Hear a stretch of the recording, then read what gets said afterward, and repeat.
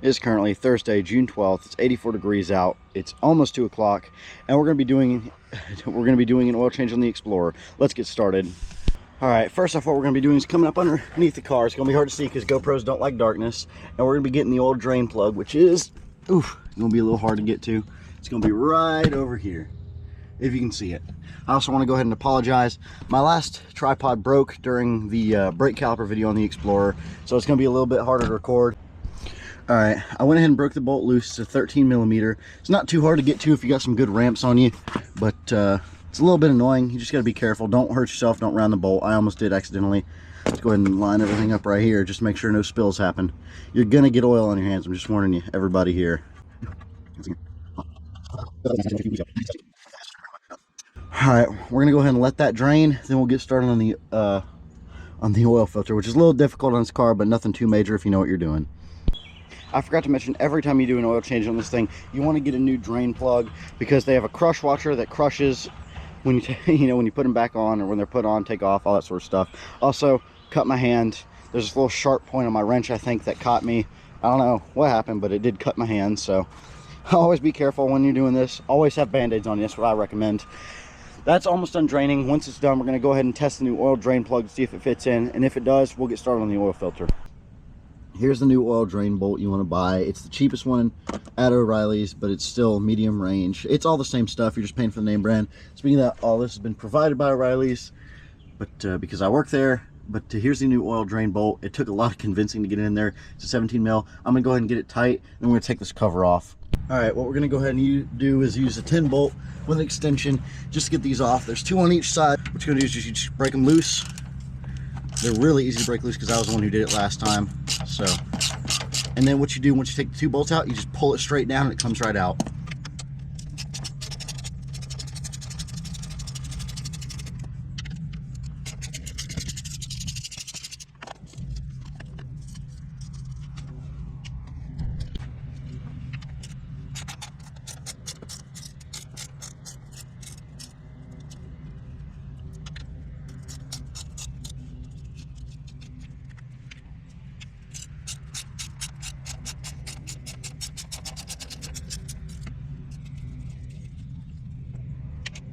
All right, now we're gonna go ahead and move on to the oil filter. I did it last time, so it's, hand tight. See, I can just loosen it with my hand because I did it last time. We're gonna go ahead and take that off, drain it, and then put on the new one.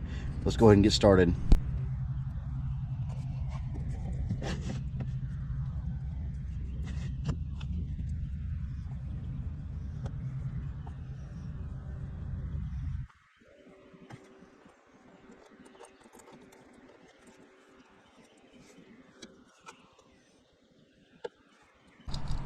All right, this is the new oil filter. It's Microgaurd MGL 51372. It's about $10 at O'Reilly's.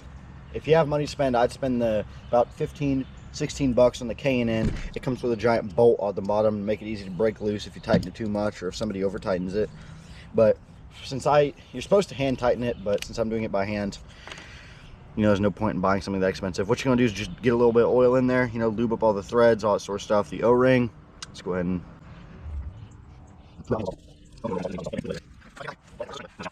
just continue. There we are. Let's go ahead and get it installed. All right, since I couldn't get it on video because it's pretty difficult and there's no light down here, what you're going to do is you push this down, you push this apart right here. Oof, sorry, the camera's a little, there we go. You push this out of the way like that, and you kind of have to like wiggle it up in there and get it. The hardest part's getting it to thread, but it's pretty easy. Then what you're going to do, you hand tighten it, make sure it's tight as you can get it with your hand, no tools. Let's go ahead and fill her up with oil. All right, now what we're going to be doing is filling up with oil. I already got about a quart in there, so we're going to put about 4 in the big jug, and we should be good.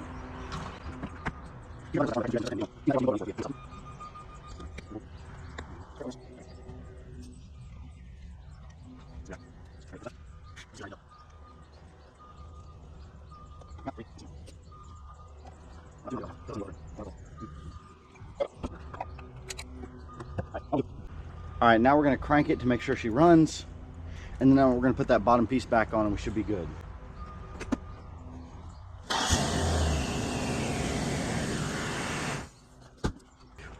All right, she seems to be good to go. So what we're going to go ahead and do is install that bottom piece exactly how we took it off.